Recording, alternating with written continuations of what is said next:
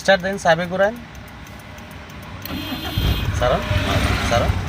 ওখান অ্যাক্সেলেটার দেন ডাইন পাও দেন আস্তে আস্তে ক্লাচ সারন সারন আরো একটু ব্যাস ও রাখো আরেকটু সারন একটু ষোলো পরিমাণ ব্যাস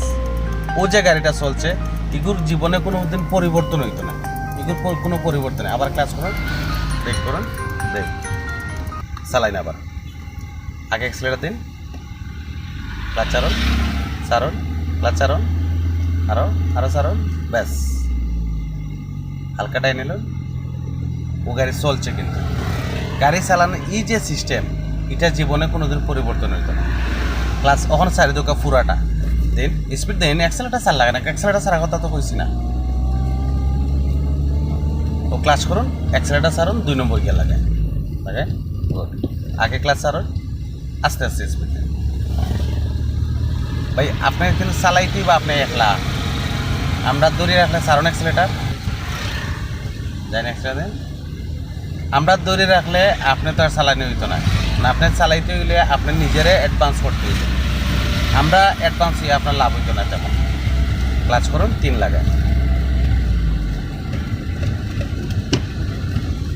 আগে ক্লাচ চালিয়ে ও সাদা দাগ হইলে কি আপনার গাড়ির মূল মাপ সাদা দাগ সামনের মাঝখানোটা মানে অপোজিট সাইডও গাড়িটা ও যে সিএনজিটা সাদা দাগ থেকে বহুত ও সেইটার তার মানে তার লগে আপনার লাগতো না এটারও লাগতো না ক্লাচ ছাড়োকা পুরাটা ও সারন পুরা সারন দেন স্পিড দিন মানে ও যে সামনে পিক আপটা দেখুন সাদা দাগ থেকে সিএনজি হচ্ছে ফার হইয়া তখন আপনার বামে চাপতে হইব ওর যার এটা নোহা হুসাইডে দিয়ে যার ক্লাচ করুন সাইড লাগান ক্লাচ সাইড আগে ক্লাচ ছাড়ুন ও স্পিড দিন কারণ সাদা দাগ থেকে যদি কেউ একবারে ক্রস করিও বাই দিয়ে বাম হেয়ার ডাইনে দিয়ে ইয়েতে আপনার বামে ছাড়তে হইব আর হ্যাঁ যদি বামে ছাপিয়ে থাকে তাহলে আপনার রাস্তা মিডিলে দিয়ে যেতে পারবা সহজ হিসাব